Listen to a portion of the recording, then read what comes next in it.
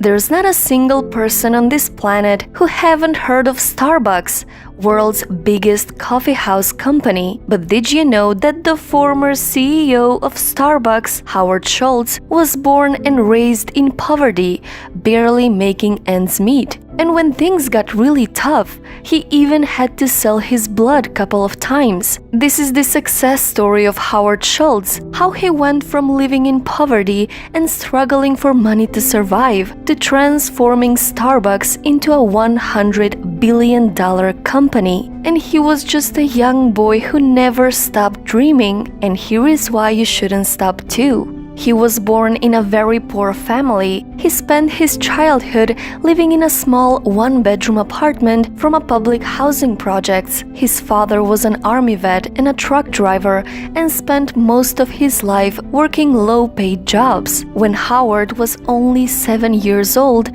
while delivering diapers, his father fell on the ice and broke his leg. And because of this, he was fired from his job. And with no medical insurance and no savings, his family was struggling for money. That image of his father laying on the couch, feeling hopeless, crushed and defeated, left a permanent mark in his memory. It was one of the biggest defining moments in Howard's life. And to get away from all of these problems, he used to sit on the staircase in his building, dreaming of a better life. He played football in high school and earned an athletic scholarship to go to college, but he didn't want to play sports and decided to major in communications. So to pay for college, he had to take student loans and worked many odd jobs to make ends meet. Few times he even had to sell his blood for money to survive. After graduating from college, Howard worked at a ski lodge and as a salesman, but he had a desire to work at Starbucks. At that time, Starbucks had 3 owners and only sold coffee beans. So at the age of 29, after a full year of convincing the owners to hire him, he finally got a job at Starbucks. While on a business trip to Italy,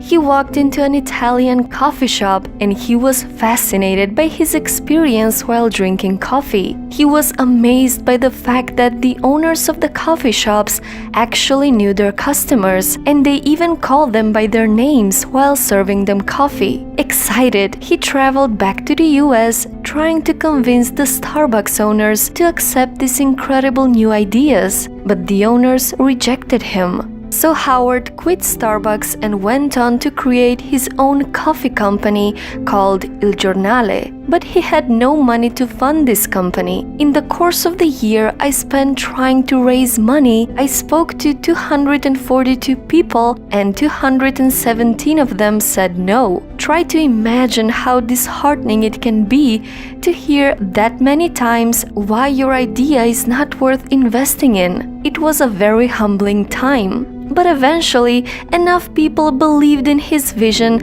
and decided to invest in his business. He worked extremely hard to open his first coffee shop where he could replicate the experience he had in Italy and finally implement his ideas.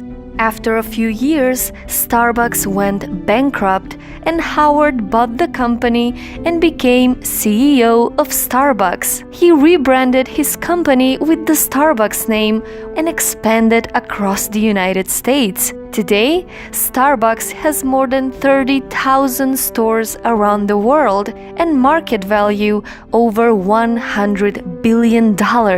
And Howard has an advice for you. In life, you can blame a lot of people and you can wallow in self-pity, or you can pick yourself up and say, listen, I have to be responsible for myself.